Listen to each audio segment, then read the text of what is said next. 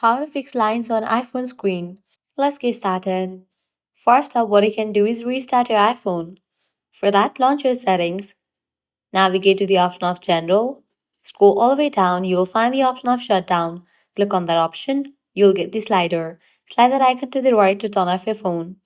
Once you turn off your phone, wait for a few minutes and then turn it back.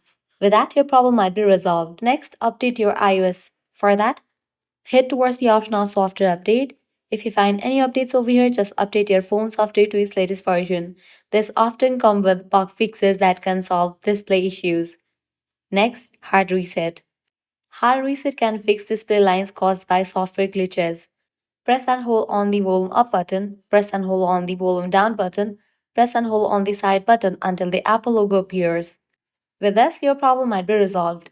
Next, check for physical damage. Inspect your iPhone screen for any cracks or signs of impact. Physical damage can sometimes cause these lines, and a professional repair may be necessary.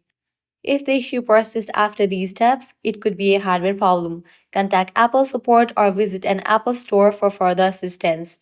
Hopefully, one of these steps help fix the lines on your screen. If you found this video helpful, hit like and subscribe for more iPhone tips. Thanks for watching.